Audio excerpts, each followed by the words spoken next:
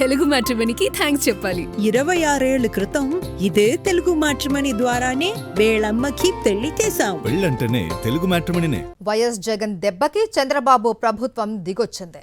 దళిత యువకుడు క్రాంతి కుమార్ కేసులో ఎట్టకేలకు విచారణ ప్రారంభించింది.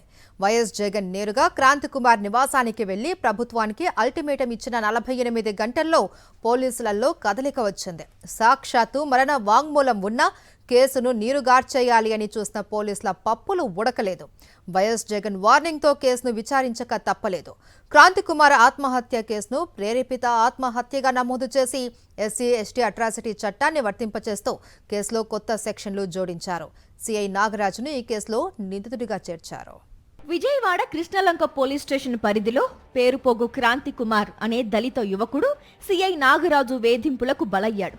ఈ సంఘటన మే 21వ తేదీన జరిగింది. ఘటన జరిగినప్పుడు పోలీసులు ఈ కేసును వ్యక్తిగత కారణాలతో ఆత్మహత్య చేసుకున్నట్టుగా నమోదు చేసి చేతులు దులుపుకున్నారు. సాయి కృష్ణ లాకప్ డెత్ జరిగిన కొద్ది రోజుల్లోనే అదే సిఐ నాగరాజు వేధింపుల వలన క్రాంతి కుమార్ ఆత్మహత్య చేసుకున్నాడు. పురుగుల మందు తాగి ఆత్మహత్య చేసుకుంటూ సెల్ఫీ వీడియో కూడా తీసుకున్నాడు. అందులో చాలా క్లియర్గా కృష్ణలంక సిఐ హింసించినట్టు పేర్కొన్నాడు.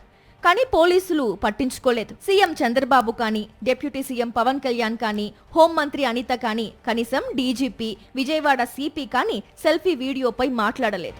ఈ తరుణంలో వైఎస్ఆర్ కాంగ్రెస్ పార్టీ అధ్యక్షుడు వైఎస్ జగన్ క్రాంతి కుమార్ నివాసానికి వెళ్లారు. ఆ కుటుంబాన్ని ఓదార్చారు. అన్ని విధాలుగా అండగా ఉంటామని భరోసానిచ్చారు. తక్షణమే ఎస్సీ ఎస్టీ అట్రాసిటీ కేసు పెట్టి విచారణ జరిపించాలని డిమాండ్ చేశారు. వైఎస్ జగన్ ప్రభుత్వానికి వార్నింగ్ ఇచ్చిన తరువాత పోలీసుల్లో కదలిక మొదలైంది. క్రాంతి కుమార్ తండ్రి దగ్గర నుండి సూసైడ్ సెల్ఫీ వీడియో రికార్డ్ చేసిన ఫోన్ను తీసుకున్నారు. ఆ తర్వాత ఆధారాలన్నీ పరిశీలించాక క్రాంతి కుమార్ కేసులో సెక్షన్లను మార్చారు. క్రాంతి కుమార్ దళితుడు కావడంతో సిఐ నాగరాజును నిందితుడిగా చేరుస్తూ అతడిపై ఎస్సీ ఎస్టీ అట్రాసిటీ కేసు నమోదు చేశారు. అయితే సిట్ పరిధిలోకి మాత్రం క్రాంతి కుమార్ కేసును తీసుకురాలేదు. మరిన్ని అప్డేట్స్ కోసం ఛానల్ ను సబ్స్క్రైబ్ చేయండి. నోటిఫికేషన్స్ కోసం బెల్ ఐకాన్ పై క్లిక్ చేయండి.